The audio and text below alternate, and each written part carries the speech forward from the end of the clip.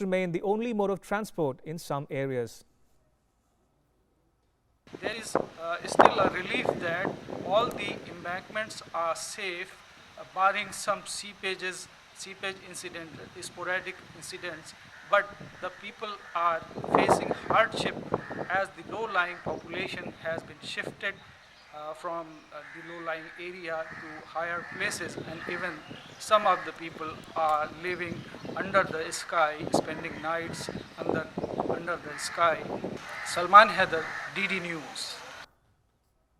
And Mumbai and adjoining areas witnessed heavy rainfall for the last 2 days. An orange alert has been issued for some parts of Maharashtra. Low-lying areas including Parel, Hindi Mata, Sion, King Circle and Andheri were waterlogged. Other parts of the state such as Sindhudurg, Ratnagiri, Nashik, Raigad and Palghar are experiencing heavy rainfall too. Thane and Navi Mumbai have been experiencing continuous and heavy rainfall since 2 days. This has caused a lot of issues for the people and for the Mumbaikars.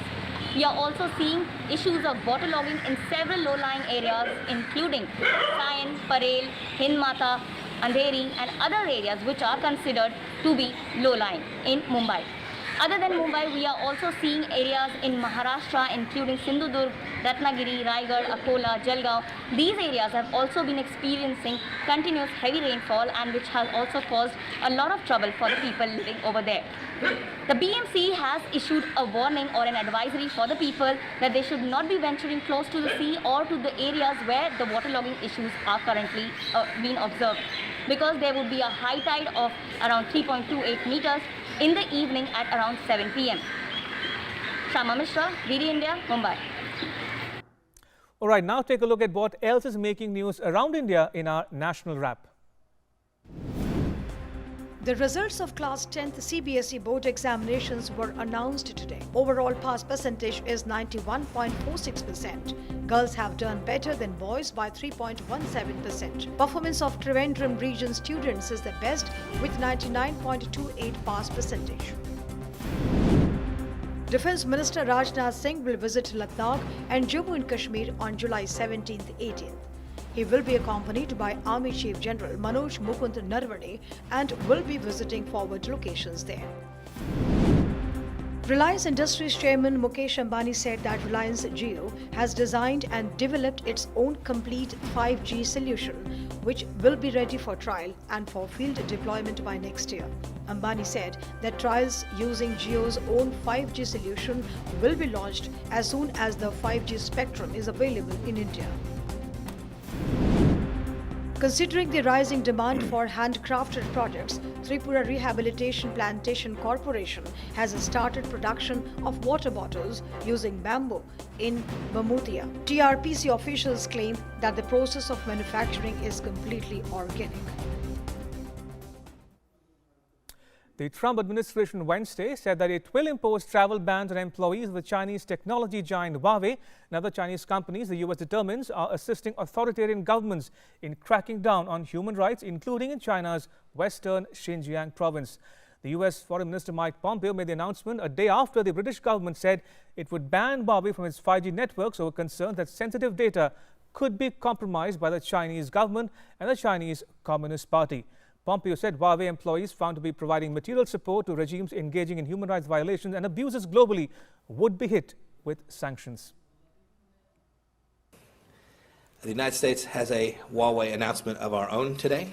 The State Department will impose visa restrictions on certain employees of Chinese technology companies like Huawei that provide material support to regimes engaging in human rights violations and abuses globally. And that's a wrap on Newsnight. But news continues here on DD News and DD India. You can catch all the latest updates on our social media, mobile and digital platforms. Thanks for watching. Bye-bye.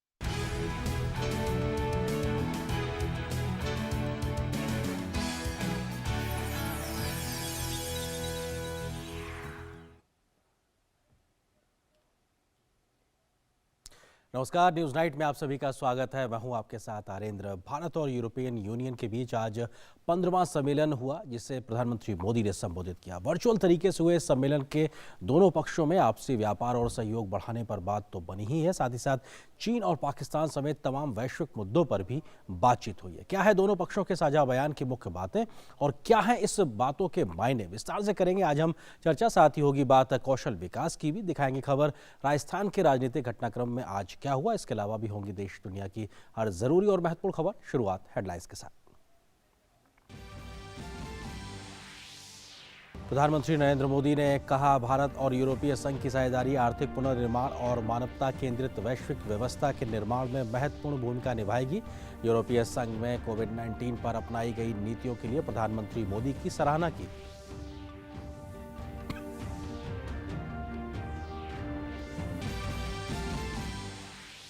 Bharat और European union ने अगले 5 वर्षों के लिए मजबूत रणनीतिक साझेदारी road map जारी किया।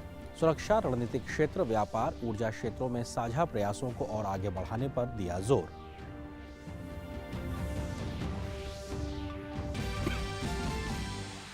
प्रधानमंत्री नरेंद्र मोदी ने कहा, कोविड काल के बाद की दुनिया में कामयाब बने रहने का एकमात्र मंत्र है अपने कौशल को बनाए रखना और नई चीजों को सीखने का जज्बा रखना। कौशल भारत मिशन के 5वीं वर्षगांठ पर प्रधानमंत्री ने कहा, पिछले 5 वर्षों में 5 करोड़ लोगों से ज्यादा लोगों का किया गया है कौशल का विकास।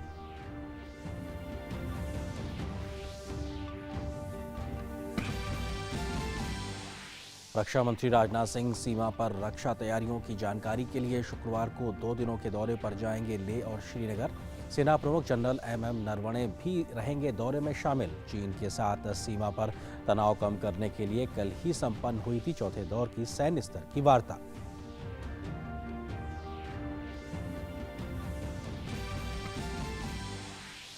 राजस्थान में राजनीतिक रस्साकशी जारी। कांग्रेस पार्टी ने पायलट सहित 19 विधायकों के खिलाफ अनुशासनहीनता का किया नोटिस जारी।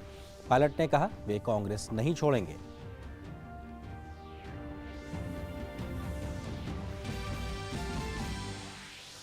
असम और बिहार में बाढ़ का कहर जारी। असम में 30 जिलों के 40 लाख लोग हुए प्रभावित, लगभग 60 लोगों की हुई मौत। बिहार में भी कई जिलों में जनजीवन हुआ खासा अस्त व्यस्त।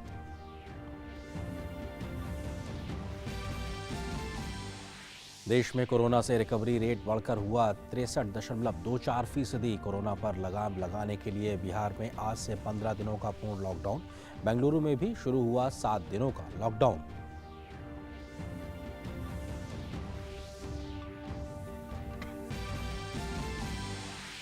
और भारी विरोध के चलते ट्रंप प्रशासन ने वापस लिया विवादास्पद वीजा कानून। कानून के तहत ऑनलाइन कोर्सेज वाले विदेशी छात्रों का वीजा हो सकता था रद्द।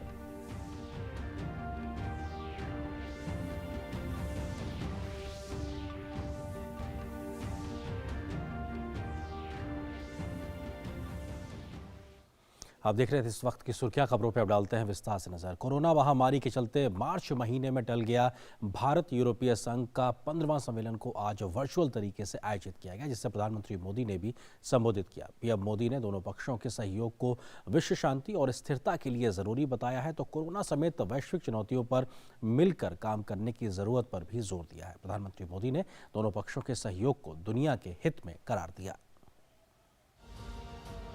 प्रधानमंत्री नरेंद्र मोदी ने बुधवार को 15वें भारत EU शिखर सम्मेलन में वीडियो कॉन्फ्रेंसिंग के जरिए शिरकत की। ये सम्मेलन ऐसे समय में हुआ जब पूरी दुनिया कोविड-19 जैसी घातक महामारी से जूझ रही है। लिहाजा भारत और EU के लिए बैठक का मुख्य केंद्र भी यही था।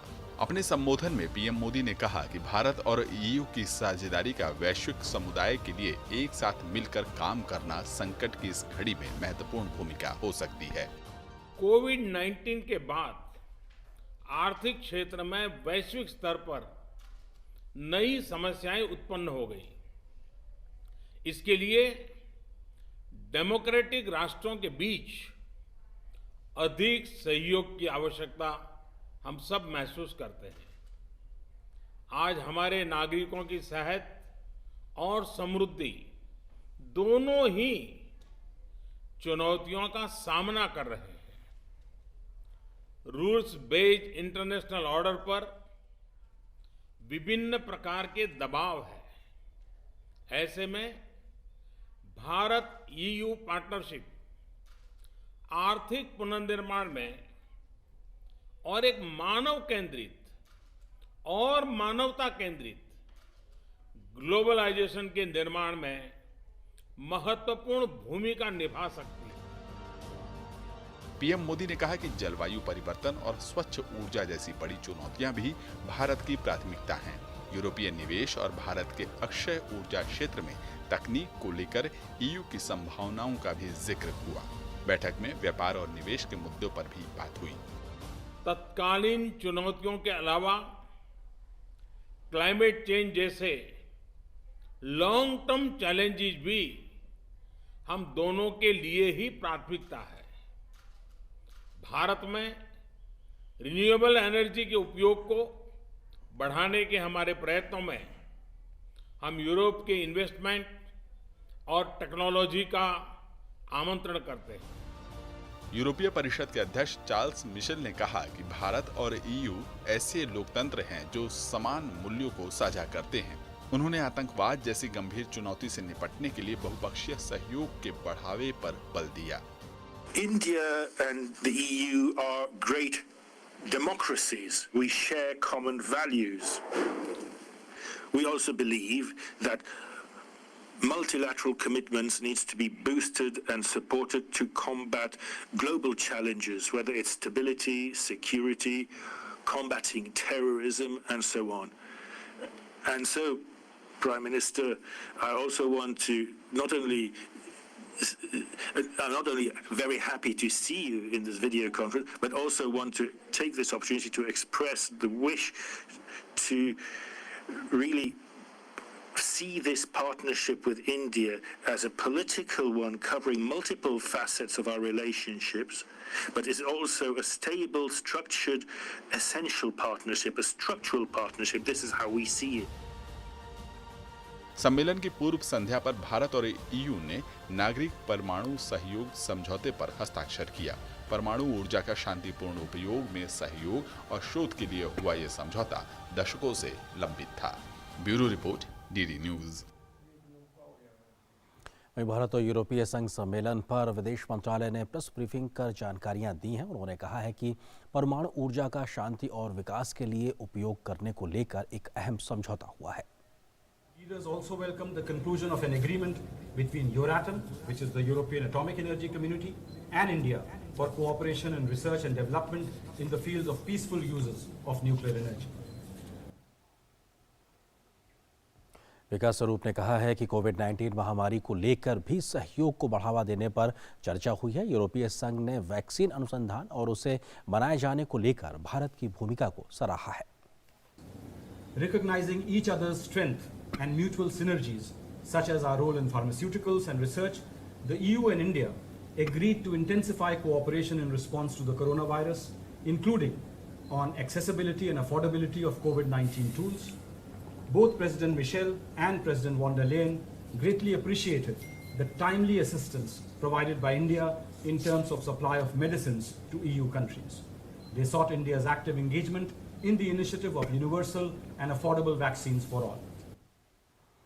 तो भारत और ईयू के बीच की अगर बात की जाए तो इस 15वें सम्मेलन के मुख्य तौर पे क्या एजेंडा था और किस प्रकार का अभी तक का एक लंबा सहयोगात्मक इतिहास रहा है, आपको सिलसिलेवार समझाने की कोशिश करते हैं हम यहाँ तथ्यों के माध्यम से कि भारत और ईयू के बीच में किस प्रकार से सहयोग रहा है। इंडिया ईयू 15वां सम्मेलन के अगर लिहाज से बात की जाए तो एजेंडे में क्या कुछ खास आज शामिल था, तो दोनों पक्षों की फ्री ट्रेड एग्रीमेंट पर आगे बढ़ने को लेकर एक प्रकार से सहमति बनी है और किस तरीके से आगे बढ़ा जाएगा उसको लेकर मंत्री स्तर के हाई लेवल पर होगी बातचीत, यानी मिनिस्ट्रियल लेवल पर एक तरीके से हाई लेवल कमेटी होगी, उसके माध्यम से आगे बढ़ा जाएगा। तो साथ ही साथ स्वास्थ्य के क्षेत्र की बात हो, खासतौर से कोरोना का जो इस समय स्थिति चल रही है उस पर वैक्सीन निर्माण को लेकर बात हो, इस पर भी विस्तार से बातचीत हुई और कैसे सहयोग के साथ में जो मानव जात के लिए एक बड़ी समस्या कोरोना बनकर आया उससे निपटा जाए उसको लेकर बात। इसके अलावा इंडो पैसिफिक रीजन के लिहाज से भी जो फ्री नेविगेशन को लेकर जो बात होती है दुनिया भर में, उस पर भी भारत और ईयू के बीच में चर्चा हुई है, क्योंकि इंडो पैसिफिक में किस प्रकार से जो एक फ्री नेविगेशन का मसला है वो अपने आप में में एक विश्व स्तरीय एक मसला है जिसको लेकर भारत लगातार कहता रहा और उस पर ईयू का भी समर्थन कहीं ना कहीं मिलता दिखाई पड़ रहा है। और चीन के मसले पर भी चर्चा हुई है। विदेश मंत्रालय की जब प्रेस ब्रीफिंग हुई उसमें इस बात को साफ तौर पर कहा गया और लद्दाख में हुआ जो घटनाक्रम था उसका भी जिक्र हुआ है। साथ ही साथ पाकिस्तान से क्रॉस बॉर्डर टेररिज्म और पाकिस्तान से ओवरऑल जो आतंकवाद की एक समस्या पनपती है उसको लेकर भी चर्चा हुई है इस सम्मेलन में। और साथ ही साथ पर्यावरण की बात हो, क्लाइमेट चेंज की बात हो, डिजिटल इकोनॉमी को बढ़ाने की बात हो, कनेक्टिविटी की बात हो या फिर इन्वेस्टमेंट की बात हो या फिर ट्रेड की बात हो, साथ ही साथ रक्षा और सुरक्षा की बात हो, इन तमाम जो गंभीर विषय हैं इन पर भी विस्तार से बातचीत हुई है आज इस 15वें सम्मेलन के बीच में। इंडिया ईयू रोड मैप 2025 यानी कि अगले 5 सालों का एक लॉन्ग टर्म रोड मैप को लेकर जो बात लंबे समय से चल रही थी उसको भी आज जारी किया गया है और उसमें 100 से ज्यादा ऐसे मसले हैं, पॉइंट्स दिए गए हैं जिन पर किस तरीके से दोनों जो पक्ष हैं वो आगे बढ़ते नजर आएंगे। साथ ही साथ WTO हो जो कि विश्व स्वास्थ्य संगठन हो, इसके अलावा विश्व वर्ल्ड ट्रेड ऑर्गेनाइजेशन हो या इसके अलावा यूनाइटेड नेशंस हो, इन तब सब में जो रिफॉर्म की जरूरत महसूस की जा रही है उस पर भी चर्चा हुई और उस रिफॉर्म को कैसे आगे बढ़ाया जाए इसको लेकर भी बात हुई है। भारत की संयुक्त राष्ट्र सुरक्षा परिषद में जो एक भूमिका है, क्योंकि उसको अस्थायी सदस्य के तौर पर चुना गया है 1 साल के लिहाज से, वो भूमिका किस प्रकार से और भारत क्या रोल अदा कर सकता है इसको लेकर भी बातचीत हुई है। साथ ही साथ G20 सम्मेलन जो कि भारत मेजबानी करेगा 2022 में, उसमें किस प्रकार से हम आगे बढ़ सकते हैं और G20 जो देश हैं उसमें यूरोपियन यूनियन के कई देश भी उसका हिस्सा है, उस लिहाज से क्या एक भूमिका हो सकती है, कैसे विश्व की चुनौतियों से लड़ने के लिए एक साथ आ सकते हैं, उसको लेकर भी बातचीत हुई है। तो ये मुख्य तौर पे हम एजेंडे की बात कर रहे थे, लेकिन अगर हम बात करें भारत और EU सहयोग को लेकर किस प्रकार से अभी तक स्थितियां परिस्थितियां बनी है, तो उसमें EU भारत का सबसे बड़ा व्यापारिक सहयोगी यानी कि जो यूरोपियन यूनियन के 29 सदस्य देश हैं उनकी अगर बात की जाए तो सबसे बड़े व्यापारिक सहयोग के गुट के तौर पर साफ तौर पर दिखाई पड़ता है। द्विपक्षीय सामान और सेवाओं यानी कि गुड्स एंड सर्विसेज की बात करें तो $150 बिलियन से ज्यादा का ये कहीं ना कहीं आंकड़ा बनता है, यानी कि बहुत बड़ी संख्या में दोनों पक्षों में गुड्स और सर्विसेज का एक तरीके से आदान प्रदान होता है। भारतीय निर्यात की दूसरी सबसे बड़ी जगह यूरोपियन यूनियन है, यहाँ पे भारत से सबसे ज्यादा सामान एक तरीके से EU में पहुंचता है। 6000 से ज्यादा यूरोपियन कंपनियां भारत में अपनी मौजूदगी के साथ काम करती नजर आ रही हैं और ये अपने आप में एक बहुत बड़ी संख्या है। और इन जो यूरोपियन कंपनीज हैं इनके माध्यम से डायरेक्ट और इनडायरेक्टली, प्रत्यक्ष और प्रत्यक्ष रूप से 6.7 मिलियन जो रोजगार हैं वो पैदा होते हैं, यानी बहुत बड़ी संख्या में ये एम्प्लॉयमेंट जनरेशन का काम भी ये कंपनीज भारत में कर रही हैं। साथ ही साथ अगर भारतीय कंपनियों के लिहाज से बात की जाए तो 50 बिलियन यूरो से ज्यादा का निवेश 2000 साल से लेकर अभी तक होता हुआ दिखाई पड़ा है। अगर हम बात करें भारत और EU के एक तरीके से जो इतिहास का रहा है, 1960 के दशक में, मुख्यतः 1962 में इसकी कहीं ना कहीं शुरुआत हुई थी और वहां से एक तरीके से ये बात आगे बढ़ती नजर आई। 1993 में संयुक्त राजनीतिक वक्तव्य पर भारत और EU के बीच में एक तरीके से बात बनी और उस पर समझौता हुआ, उसके बाद बात आगे बढ़ती नजर आई। 1994 में आपसी सहयोग पर एक तरीके से समझौता हुआ। किस तरीके से भारत और EU आगे बढ़ता नजर आएगा ये लगातार साल दर साल की बात है। 2004 में सामरिक सहयोग पर सहमति बनी, ये अपने आप में एक विशेष पड़ाव था जब ये सहमति बनी थी। 2016 में एजेंडा फॉर एक्शन 2020 पर हुआ एक तरीके से काम की शुरुआत, जिसको आज एडॉप्टेशन किया गया है। उसकी 2016 में नींव पड़ गई थी और 2018 में EU ने न्यू इंडिया रणनीति यानी न्यू इंडिया एक तरीके से एक्शन प्लान को अडॉप्ट किया था कि भारत को लेकर किस प्रकार से बदले हुए परिदृश्य में आगे बढ़ना है। साथ ही साथ 2017 में इंडिया EU ने आतंकवाद, पर्यावरण, स्वच्छ ऊर्जा, शहरीकरण जैसे तमाम मसलों पर मिलकर साझा बयान जारी किया था और साथ मिलकर काम करने की प्रतिबद्धता को जताया था। तो कुल मिलाकर एक तरीके से ये पूरा इतिहास रहा है किस तरीके से भारत और EU के बीच में, ये अपने आप में दर्शाता है किस तरीके से एक लंबे इतिहास के बाद में आज जिस मुकाम पे दोनों ही पक्ष खड़े हुए हैं यहां से अब आगे बढ़ते नजर आएंगे। तो ये अपने आप में बेहद महत्वपूर्ण है और इसी पे हम आज करेंगे चर्चा भी। और इस चर्चा पे हम जाएं उससे पहले एक छोटे से ब्रेक के लिए रुकते हैं।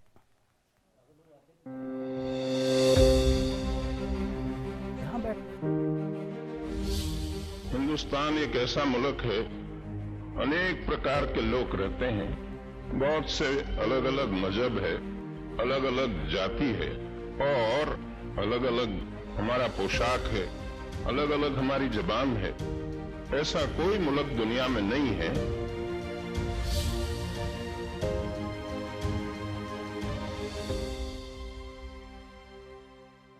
EU उस समिट को लेकर, और इसी पे करेंगे चर्चा। इसी से जुड़ा हुआ है आज का हमारा विशेष भी, भारत यूरोपीय संघ सहयोग के नए आयाम। ये हमारा आज का विशेष है और ये अपने आप में इस लिहाज से है क्योंकि साल 2020 की बात की जाए तो ये अपने आप में एक ऐसा वर्ष है जहां से एक नए सहयोग, नए आयाम को दिखाई पड़ रहा साफ तौर से कि यहां से एक नई छलांग दोनों ही पक्षों का सहयोग से आगे बढ़ाकर लगाई जा सकती है। इस विषय पर बात करने के लिए बहुत ही दो खास मेहमान हमारे साथ में मौजूद हैं, उनका परिचय भी मैं आपसे साथ कराना चाहता हूं। मेरे साथ में मोहन कुमार जी मौजूद हैं जो कि RIS के चेयरमैन हैं, इसके अलावा फ्रांस में भारत के राजदूत भी रह चुके हैं। सर बहुत स्वागत है। मनजीव सिंह पुरी जी हैं, आप EU में भी भारत के एम्बेसडर रह चुके हैं और इसके अलावा विदेश मामलों को बेहतरी से समझते हैं। सर आप दोनों का स्वागत है। मोहन जी, मैं शुरुआत आपसे करना चाहता हूँ, किस तरीके से देखा जाए इस 15th जो वर्चुअल समिट है उसमें क्या की नोट्स एक तरीके से कह सकते हैं, क्या बड़ी बातें कह सकते हैं अभी तक निकल के आई हैं जो हमको दिखाती हैं कि यहां से अब आगे का रास्ता एक नए तरीके से आता दिखाई पड़ रहा है? देखिए, मैं समझता हूं कि एक वर्चुअल समिट इसलिए है, कोविड की वजह से है। तो पब्लिक हेल्थ के एरिया में जो हमने डिसाइड किया है कि हम कोऑपरेट करेंगे इंडिया और EU, वो मेरे ख्याल में एक महत्वपूर्ण बात है। मल्टीलैटरलिज्म को लेके हमने ये डिसाइड किया है कि यूनाइटेड नेशंस हो, WTO हो, G20 हो, तीनों में हम कोऑपरेशन जारी रखेंगे। तीसरा, हमने एक जनरल पॉइंट ये भी किया है कि हमारे शेयर्ड वैल्यूज हैं। दोनों ही अगर देखेंगे, EU और इंडिया दोनों ही लार्जेस्ट डेमोक्रेसीज हैं, लोकतंत्र हैं, और जो कॉमन वैल्यूज हैं, प्लूरलिज्म हो, ह्यूमन राइट्स हो, सेक्युलरिज्म हो, सब में हमारे वैल्यूज बड़े कॉमन हैं। मैं समझता हूं कि ये समझना जरूरी है कि एक महीने पहले चीन के साथ इन्होंने एक समिट किया था, उसमें जॉइंट स्टेटमेंट ही नहीं निकला EU और चीन के बीच में। तो वो भी मैं ये आपको बताना चाहता हूं कि सर इस बात को किस तरीके से देख सकते हैं कि वहां पे बात होती है, समिट होता है, लेकिन जॉइंट स्टेटमेंट नहीं आता, लेकिन यहां जब समिट होता है तो एक जॉइंट स्टेटमेंट आता है। इन दोनों को हम किस तरह से मिला के देख सकते हैं? नहीं, ना सिर्फ जॉइंट स्टेटमेंट है, एक रोड मैप हो गया है 2025 मतलब 2025 तक का रोड मैप दोनों लीडर्स ने डिसाइड किया है आज की तारीख में। तो एक तो जॉइंट स्टेटमेंट जो आपको कहता है कि भाई मल्टीलैटरलिज्म सपोर्ट करेंगे, कोविड के खिलाफ हम फाइट करेंगे, वैक्सीन करेंगे, जो अच्छा कॉन्क्रीट मुद्दे देखेंगे। इन्वेस्टमेंट जो हुआ है पुणे भोपाल में, यूरोपियन इन्वेस्टमेंट बैंक का 550 मिलियन यूरोस का इन्वेस्टमेंट होगा, वो अगर देखेंगे। रिसर्च जो होगा वैक्सीन और फार्मास्यूटिकल्स में, यूरोपियन इन्वेस्टमेंट बैंक जो इंटरनेशनल सोलर अलायंस में इन्वेस्टमेंट करेगा। तो मैं समझता हूं ये ना सिर्फ जनरल है जॉइंट स्टेटमेंट, ये जॉइंट स्टेटमेंट और ये जो रोड मैप दोनों को साथ में पढ़ना चाहिए। काफी कॉन्क्रीट मुद्दे पर हमने ये डिसाइड किया है कि हम कोऑपरेट करेंगे। ये सब ठीक है, लेकिन सवाल ये है कि इसको अगले लेवल पे कैसे लिया जाए। ये एम्बेसडर मनजीव पुरी बहुत अच्छी तरह जानते हैं क्योंकि वो एम्बेसडर रह चुके हैं ब्रसेल्स में। मैं समझता हूं कि अब भी रिलेशनशिप थोड़ा बिलो पोटेंशियल है। तो अच्छा हुआ कि ये दोनों लीडर्स मिले हैं, इन्होंने काफी रोड मैप डिसाइड किया है। मेरा इंटरेस्ट जो है स्पेशली वो ट्रेड एंड इन्वेस्टमेंट में है। तो उसमें उन्होंने ये कदम उठाया है कि भाई मंत्री लेवल पे एक हाई लेवल डायलॉग होगा। लेकिन मैं थोड़ा बहुत डिसअपॉइंटेड इसलिए हूं कि एक अगर डेडलाइन होता तो अच्छा रहता। उन्होंने थोड़ा ओपन एंडेड कर दिया। उन्होंने कह दिया कि भाई मंत्री दोनों मिलेंगे, बात करेंगे, पॉलिटिकल गाइडेंस देंगे।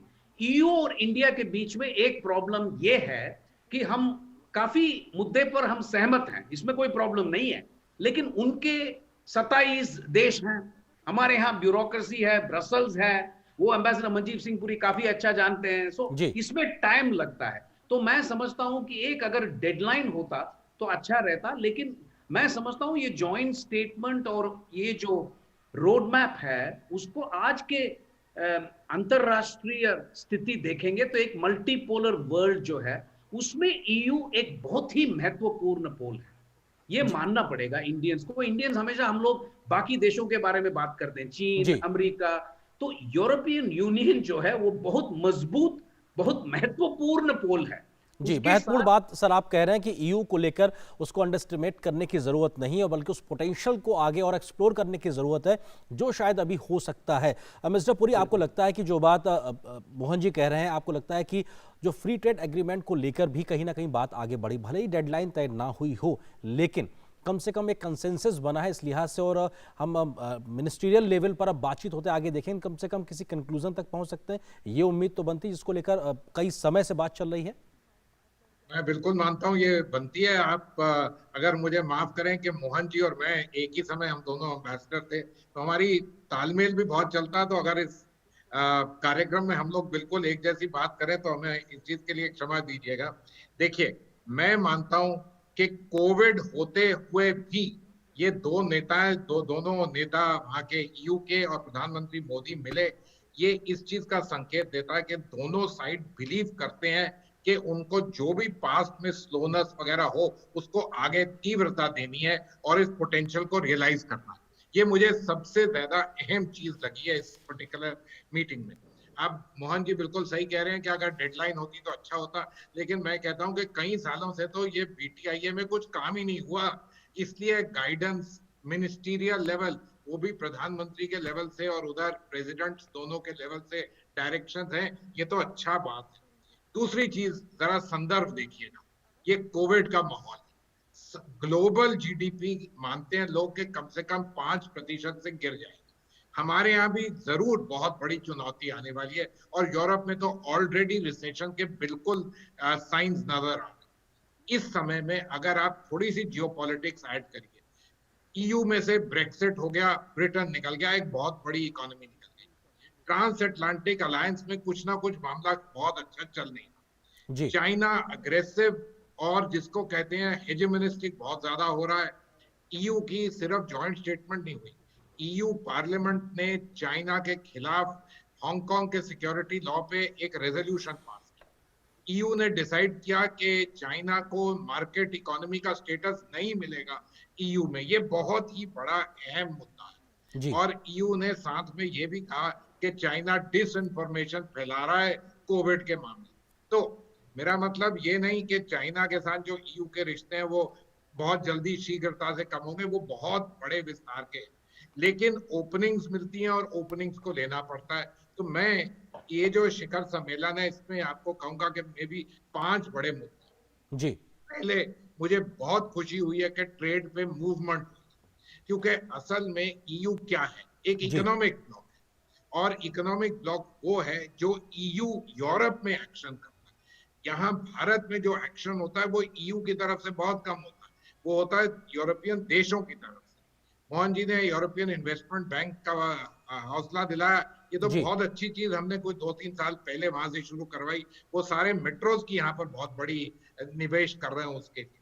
लेकिन यूरोप में एक्शन होना, ट्रेड उसमें सबसे ज्यादा अहम चीज। मुझे इसमें भी खुशी हुई कि हम लोगों ने एग्री किया है कि कोविड में अफोर्डेबल और एक्सेस वैक्सीन या जो भी थेरोपेटिक्स बने उनके लिए हम लोग इकट्ठा काम करेंगे। देखिए, यूरोप में आप डेथ रेट देखिएगा कितना हाई हुआ है। सबसे बड़े कंट्रीज में जो सबसे शक्तिशाली कंट्रीज हैं, चाहे जर्मनी हो, फ्रांस हो, स्पेन हो, इटली हो, और ग्रेट ब्रिटेन जो आप उसका पार्ट नहीं है उधर भी देखिए। हमारे यहाँ डेथ रेट जरा कम रहा है, लेकिन केस लोड काफी हाई। अगर हम लोग कोऑपरेट करें तो हमारे दोनों के लोगों का फायदा होगा, लेकिन विश्व के लोगों का फायदा होगा। बिल्कुल, आप महत्वपूर्ण बात कर रहे हैं कि ये विश्व के फायदे के लिहाज से भी ये सहयोग कहीं ना कहीं ये महत्वपूर्ण बनता है। मैं सिर्फ एक छोटा सा पॉइंट और कहना चाहूंगा कि प्रधानमंत्री मोदी जी जब ये कहा कि हमें मानव सेंट्रिक होना चाहिए, तो एक चीज मानिएगा कि यूरोपियन यूनियन जो इतना बड़ा डेमोक्रेसी और फ्रीडम लविंग है, और भारत जो दुनिया का सबसे बड़ा डेमोक्रेसी है, अगर हम दो ह्यूमन सेंट्रिक बात करें तो इससे ह्यूमन काइंड के लिए कितना ज्यादा फायदा होगा। ये बहुत अच्छी बात है कि हम लोग इन चीजों पे सहमत हुए। जियोपॉलिटिक्स पे तो वैसे भी सहमति बनती है, लेकिन एक्शन करने की जरूरत है। ये अच्छी बात नहीं है, बहुत फायदेमंद समिट है और इसको अब आगे ले जाने की जरूरत है। बिल्कुल, आप महत्वपूर्ण बात कर रहे हैं कि हमारी बातचीत का आधार कहीं ना कहीं मानव केंद्रित है और लोगों का भला, मानवता का भला कहीं ना कहीं हो, इसको कहीं ना कहीं सेंटर पॉइंट के तरीके से देखा जा रहा है। आप दोनों ही लोग हमारे साथ बने रहिए। एक और स्टेटमेंट हम अपने दर्शकों को सुनवाते हैं जो कि विदेश मंत्रालय की प्रेस कॉन्फ्रेंस के माध्यम से निकला था, उसके बाद इस चर्चा को जारी रखेंगे। भारत और यूरोपीय संघ के बीच व्यापारिक गतिविधियों को बढ़ाने के लिए उच्च स्तरीय बातचीत होगी। इस बात का भी जिक्र विकास स्वरूप, जो कि जिन्होंने प्रेस वार्ता की आज विदेश मंत्रालय के माध्यम से, उसमें जिक्र किया। क्या कुछ उन्होंने कहा, ये आपको सुनवाते हैं। During the 15th summit discussions today, one of the most important outcomes was the setting up of this high-level dialogue on trade and investment relations. which will discuss all trade and market issues as well as supply chain linkages. The two sides have expressed their commitment and agreed to work for a balanced, ambitious, and mutually beneficial trade and investment agreements. The high-level dialogue, which will be held in the coming months, is expected to provide high-level guidance and directions to take these two agreements forward. तो दोनों ही खास मेहमान हमारे साथ लगातार बने हुए हैं। एम्बेसडर मोहन कुमार जी, आपको लगता है कि जिस रोड मैप का जिक्र आप कर रहे थे, जिसको एक तरीके से अडॉप्ट किया गया, उसमें बहुत से पॉइंट्स हैं, बहुत से क्षेत्र हैं, इस आपको लगता है कि कौन से ऐसे सेक्टर्स हैं जहां पे ज़्यादा पोटेंशियल है इंडिया और ईयू के बीच में, जहां पे अगर हम काम करें तो शायद बहुत जल्दी से रिजल्ट हमको ज़मीन पर दिखाई पड़ सकते हैं? आप किन चीज़ों को रेखांकित करना चाहेंगे?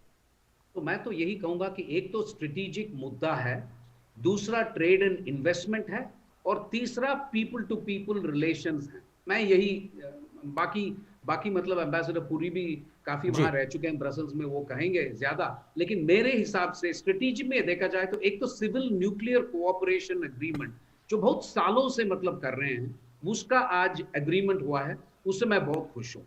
एक सिविल न्यूक्लियर कोऑपरेशन एग्रीमेंट हो गया है।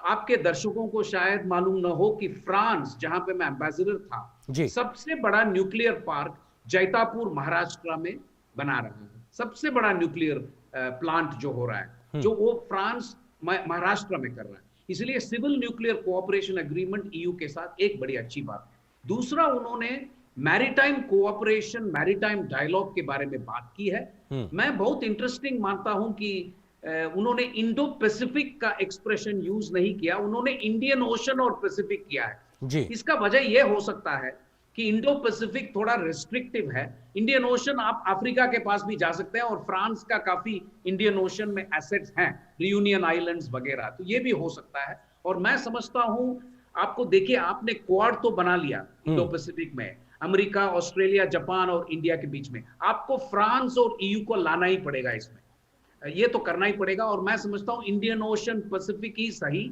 उसमें हम स्ट्रेटेजिकली हम एक्शन लेंगे, तो ये बड़ी जरूरी है।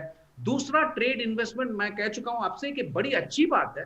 मैं मंजीव सिंह जी से बिल्कुल सहमत हूं कि बहुत ही अच्छी बात है कि मिनिस्ट्रियल गाइडेंस है, लेकिन मैं समझता हूं ये 2025 से ज्यादा नहीं जाना चाहिए। ये रोड मैप है, उसके बहुत ही पहले, क्योंकि हम 8-9 साल कर चुके हैं नेगोशिएशंस, ये हम जीरो से नहीं शुरू कर रहे हैं, हमने काफी नेगोशिएट किया है यू के साथ। तो मैं समझता हूं 2-3 साल में अगर ये हो जाए तो ये बहुत ही महत्वपूर्ण है इंडिया के लिए। तीसरा, पीपल सेंट्रिक ये है कि हम मोबिलिटी, अगर आप देखेंगे, अमेरिका में काफी लोग जा चुके हैं, वहां प्रॉब्लम्स हैं, कनाडा में हैं।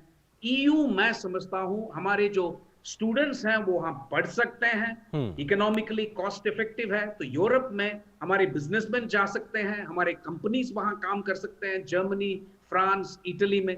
तो मैं समझता हूं ये people to people relations, economic operators के बीच में वीजा का जो मुद्दा है, ये सब भी बहुत महत्वपूर्ण है। मेरे लिए ये रोड मैप ये दिखाता है कि इंडिया ईयू का जो कोऑपरेशन है वो मल्टीलैटरलिज्म को सपोर्ट करेगा।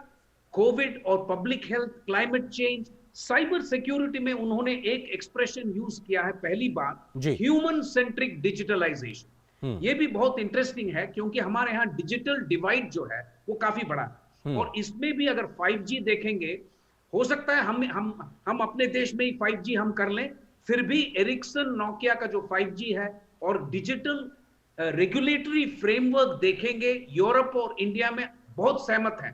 प्राइवेसी आप देखेंगे, डिजिटल एरिया में अगर आप प्राइवेसी देखेंगे, डेटा सेफ्टी, सिक्योरिटी देखेंगे, ईयू और इंडिया में काफी मतलब तक हम लोग सहमत हैं, एक ही व्यू पॉइंट है इसमें। उनका जो ये general data European regulation framework है, उसको हम बिल्कुल ही हम अडॉप्ट कर सकते हैं, और हमें ये बिल्कुल जरूरत है। बिल्कुल, ये वक्त की जरूरत की चीज है जिसका आप जिक्र कर रहे हैं। सर, एम्बेसडर पुरी, आपको लगता है कि अब कोविड के चलते एक तरीके से दुनिया भर में एक शटडाउन सा आ गया, तो उसके बाद में दोबारा से अनलॉक की प्रक्रिया कह सकते हैं या दोबारा से शुरुआत की प्रक्रिया कह सकते हैं हुई है। ऐसे में एक रीअलाइनमेंट दिखाई पड़ रहा है वर्ल्ड वाइड, अगर हम ट्रेड, इन्वेस्टमेंट और पूरी इकोनॉमिक एक्टिविटीज़ के लिहाज से बात करें। आपको लगता है कि इस नए रीअलाइनमेंट के बीच में ईयू के माध्यम से इंडिया के बीच में इन्वेस्टमेंट की बात हो या फिर यहाँ पर नए एक एफडीआई के लिहाज से अगर बात की जाए, आपको लगता है कि उस दिशा में क्या नए संकेत दिखाई पड़ सकते हैं तब, जबकि एक ग्लोबली एक कई प्रकार के पावर बैलेंस में नए प्रकार के इक्वेशंस भी दिखाई पड़ रहे हैं? आपने बिल्कुल सही कहा। मैं 2-3 लफ्ज